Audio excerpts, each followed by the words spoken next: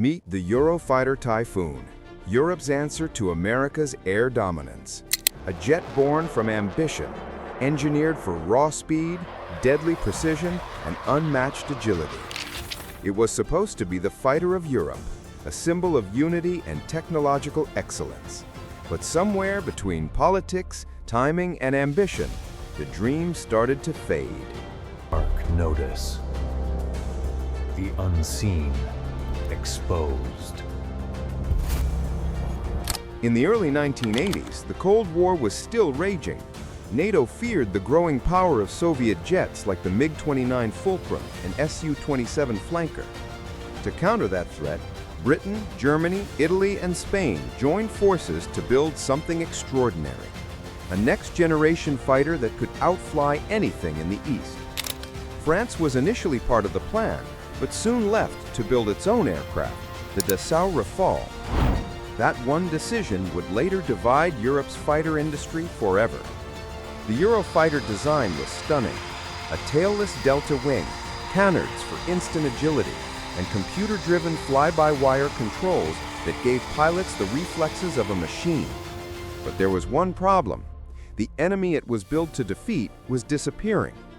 By the time the Typhoon took its first flight in 1994, the Cold War was over, the Soviet Union was gone, and European governments were asking a new question. Why spend billions on an air superiority jet when there was no one left to fight? Funding slowed, deadlines slipped, and as the years passed, America surged ahead.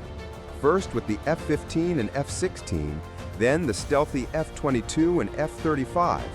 By the time the Typhoon entered full service, it was an engineering marvel that arrived too late. Still, Europe tried to adapt. The Typhoon evolved from a pure dogfighter into a true swing-roll jet. New versions added precision-guided bombs, cruise missiles, and electronic warfare systems. It could launch Storm Shadow and Brimstone missiles, perform surgical ground strikes, and intercept enemy aircraft, all in a single mission. The latest Captor-E radar gave it a 21st century upgrade, and the Meteor missile turned it into a long-range assassin, able to hit targets over 100 kilometers away before they could even detect it. Technically, the Typhoon is brilliant.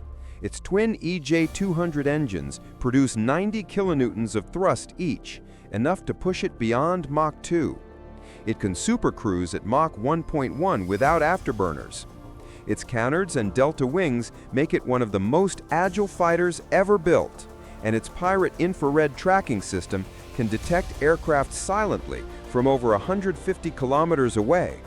In close combat, few jets in the world can rival it. So why didn't Europe embrace its own creation? The answer is simple: timing and cost. It was too late for the Cold War and too expensive for the new century. Countries like Norway, the Netherlands, and Denmark looked west instead, buying the F-35, a stealthier, cheaper, and more flexible option for the modern battlefield.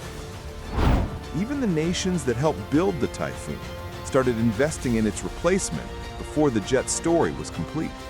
But while Europe hesitated, another region saw potential: the Middle East. Saudi Arabia, Qatar, Kuwait, and Oman all placed orders for the Typhoon, seeing in it the perfect blend of speed, range, and advanced weaponry. For them, the Typhoon was the best alternative to the F-35, which the US refused to sell due to regional politics and Israel's security advantage. In their skies, the Typhoon found the respect it never quite earned in Europe. Today, the Eurofighter Typhoon continues to evolve. Newer variants are being fitted with full AESA radar capability, advanced electronic warfare pods, and network targeting systems that can link directly with NATO and US aircraft. It may not be stealthy, but it's fast, powerful, and still among the deadliest non-stealth jets flying today.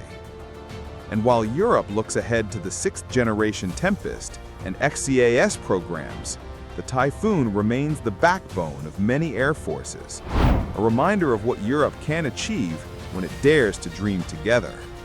The Eurofighter Typhoon may not have conquered Europe's skies, but it has proven one thing beyond doubt. Technology alone doesn't define success. Timing, politics, and vision do.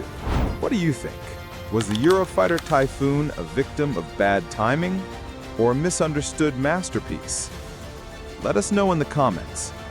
And if you enjoyed this deep dive, make sure to hit like, subscribe to Dark Notice, and turn on the bell icon so you never miss the stories behind the world's most powerful machines.